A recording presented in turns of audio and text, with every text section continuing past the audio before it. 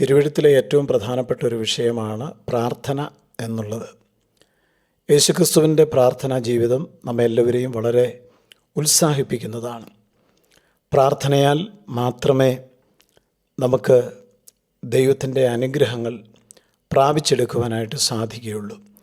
പ്രാർത്ഥന എന്നത് കേവലം നമ്മുടെ ആവശ്യങ്ങൾ അത് ഒരു ലിസ്റ്റായിട്ട് ദൈവത്തിൻ്റെ സന്നിധിയിൽ കൊടുക്കുക എന്നത് മാത്രമല്ല, മറിച്ച് ദൈവവുമായിട്ട് മധുരസമ്പർക്കം ചെയ്യുന്ന ഒരു കൂട്ടായ്മയുടെ അനുഭവമാണ് യഥാർത്ഥത്തിൽ പ്രാർത്ഥന എന്നുള്ളത്.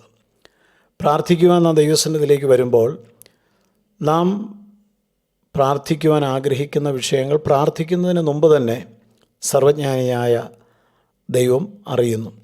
നിങ്ങൾ യാചിക്കുന്നതിന് മുമ്പ് തന്നെ നിങ്ങളുടെ ആവശ്യങ്ങൾ ഇന്നതെന്ന് ദൈവം അറിയുന്നു എന്നാണ് തിരുവെഴുത്ത് പറയുന്നത്. എങ്കിലും പ്രാർത്ഥിക്കുവാൻ ദൈവം നമ്മോട് ആവശ്യപ്പെടുന്നു.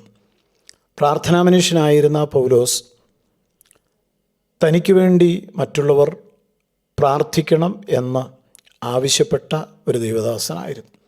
തൻ്റെ വിനയത്തെ ആണ് അത് കാണിക്കുന്നത്. പ്രാർത്ഥനയുടെ സാധ്യതകളെക്കുറിച്ചുള്ള വലിയ വിശ്വാസം അദ്ദേഹത്തിനുണ്ടായിരുന്നത് കൊണ്ടാണ് മറ്റുള്ളവർ തനിക്ക് വേണ്ടി പ്രാർത്ഥിക്കണം എന്ന് താൻ ആവശ്യപ്പെട്ടത്. തൻ്റെ ഏതെങ്കിലും ഭൗതിക ആവശ്യങ്ങൾ ദൈവം നിറവേറ്റി തരുവാൻ വേണ്ടി ആയിരുന്നില്ല മറ്റുള്ളവരോട് താൻ പ്രാർത്ഥന ആവശ്യപ്പെട്ടത്. മറ്റുള്ളവരോട് എനിക്ക് വേണ്ടി പ്രാർത്ഥിക്കണം എന്ന് പൗലോസ് എപ്പോഴൊക്കെ ആവശ്യപ്പെട്ടിട്ടുണ്ടോ അതെല്ലാം ക്രിസ്തുവിന് വേണ്ടി താൻ കൂടുതൽ പ്രയോജനപ്പെടേണ്ടതിനും അനേക വ്യക്തികൾ യേശു ക്രിസ്തുവിനോട് അടുക്കേണ്ടതിനും ദൈവം തന്നെ ശക്തമായി ഉപയോഗിക്കണം എന്നുള്ള ആഗ്രഹത്തോടെയായിരുന്നു. എഫെസ്യ ലേഖനം 6-ാം അധ്യായം 19 മുതൽ ഉള്ള വാക്യങ്ങളിൽ, ഞാൻ ചങ്ങല ധരിച്ച് സ്ഥാനാപതിയായി സേവിക്കുന്ന സുവിശേഷത്തിൻ്റെ മർമ്മം പ്രാഗൽഭ്യത്തോടെ അറിയിപ്പാൻ എൻ്റെ വായ് തുറക്കുമ്പോൾ എനിക്ക് വചനം നൽകപ്പെടേണ്ടതിനും ഞാൻ സംസാരിക്കേണ്ടും വണ്ണം അതിൽ പ്രാഗൽഭ്യത്തോടെ സംസാരിക്കേണ്ടതിനും പ്രാർത്ഥിപ്പീൻ.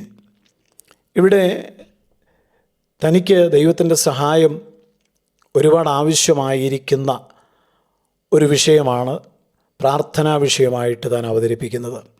ഒന്ന്, എൻ്റെ വാ തുറക്കുമ്പോൾ എനിക്ക് വചനം എൻ്റെ വായിൽ ലഭിക്കണം. ദൈവം ഒരു വ്യക്തിക്ക് വചനം വെളിപ്പെടുത്തി കൊടുക്കുക എന്നുള്ളത് വളരെ അനുഗ്രഹമാണ്. എൻ്റെ വായിൽ എനിക്ക് മറ്റുള്ളവരോട് സുവിശേഷം പറയണം, മറ്റുള്ളവരോട് ദൈവത്തിൻ്റെ സന്ദേശം അറിയിക്കണം. എന്നാൽ അതിന് എന്നെ ദൈവം സഹായിക്കേണ്ടതിന് ഞാൻ ആരോടെങ്കിലും യേശുവിനെക്കുറിച്ച് പറയുവാൻ തുടങ്ങുമ്പോൾ, പ്രസംഗിക്കുവാൻ തുടങ്ങുമ്പോൾ, എൻ്റെ വായ് തുറക്കുമ്പോൾ എനിക്ക് വചനം നൽകപ്പെടണം. മാത്രമല്ല, ഞാൻ സംസാരിക്കേണ്ടും വണ്ണം പ്രാഗൽഭ്യത്തോടെ സംസാരിക്കേണ്ടതിന് പ്രാർത്ഥിക്കണം. ഇന്ന് പലരും വാ തുറക്കുന്നുണ്ട്, പക്ഷേ അവരുടെ വായിൽ ദൈവത്തിൻ്റെ വചനം നമുക്ക് കാണുവാനായിട്ട് സാധ്യമല്ല. മാത്രമല്ല, സംസാരിക്കേണ്ടതുപോലെ പ്രാഗൽഭ്യത്തോടെ പലർക്കും സംസാരിക്കാൻ കഴിയുന്നില്ല. അനുചിതമായ വാക്കുകൾ, മറ്റുള്ളവരെ പ്രകോപിപ്പിക്കുന്നതായ, വിമർശിക്കുന്നതായ പ്രസ്താവനകൾ പലരും നടത്തുന്നത് ഒട്ടും ഭൂഷണമല്ല. കാരണം യേശു വലിയവൻ എന്ന് മാത്രം നമ്മൾ പറഞ്ഞാൽ മതി. മറ്റുള്ളവരെ വിധിക്കേണ്ട, വിമർശിക്കേണ്ട ആവശ്യം നമുക്കുണ്ടാവുന്നില്ല. നാം യേശുവിനെക്കുറിച്ച് മാത്രം സംസാരിച്ചാൽ മതി. യേശു വലിയവൻ ആണെന്ന് പറയുമ്പോൾ, യേശു മരണത്തെ ജയിച്ചു, ഉയർത്തെഴുന്നേറ്റു എന്ന് നാം തെളിയിക്കുമ്പോൾ അതിനകത്ത് എല്ലാം ഉണ്ടാകും എന്നുള്ളത് മനസ്സിലാക്കണം. തൻ്റെ ഒന്നാമത്തെ പ്രാർത്ഥന അതിനുവേണ്ടിയായിരുന്നു. അടുത്തത് 2 തെസ്സലോനിക്കർ 3-ാം അധ്യായം 1 മുതലുള്ള വാക്യങ്ങളിൽ തൻ്റെ പ്രാർത്ഥനാ വിഷയം നമ്മുടെ ശ്രദ്ധിക്കുക. കർത്താവിൻ്റെ വചനം നിങ്ങളുടെ അടുക്കൽ എത്തിയതുപോലെ വേഗം വ്യാപിച്ച് മഹത്വപ്പെടുവാനും തൻ്റെ ആഗ്രഹം എല്ലാവരും ദൈവത്തിൻ്റെ വചനം കേൾക്കണം. ദൈവവചനം ഇനിയും ഒരുപാട് സ്ഥലങ്ങളിൽ എത്താനുണ്ട്. ആ സ്ഥലങ്ങളിലെല്ലാം വചനം എത്തണം. വചനം എങ്ങനെ എത്തും? പ്രാർത്ഥിക്കുമ്പോൾ മാത്രമാണ് ദൈവത്തിൻ്റെ വചനം എത്തിയിട്ടില്ലാത്ത സ്ഥലങ്ങളിൽ ദൈവം എത്തിക്കുവാനായിട്ട് പദ്ധതികൾ ഇടുന്നത്. വേഗത്തിൽ എല്ലായിടത്തും ദൈവത്തിൻ്റെ വചനം വ്യാപിച്ച് മഹത്വപ്പെടണം. മാത്രമല്ല, വല്ലാത്തവരും ദുഷ്ടന്മാരുമായ മനുഷ്യരുടെ കയ്യിൽ നിന്ന് ഞങ്ങൾ വിടുവിക്കപ്പെടുവാനും ഞങ്ങൾക്ക് വേണ്ടി പ്രാർത്ഥിപ്പീൻ.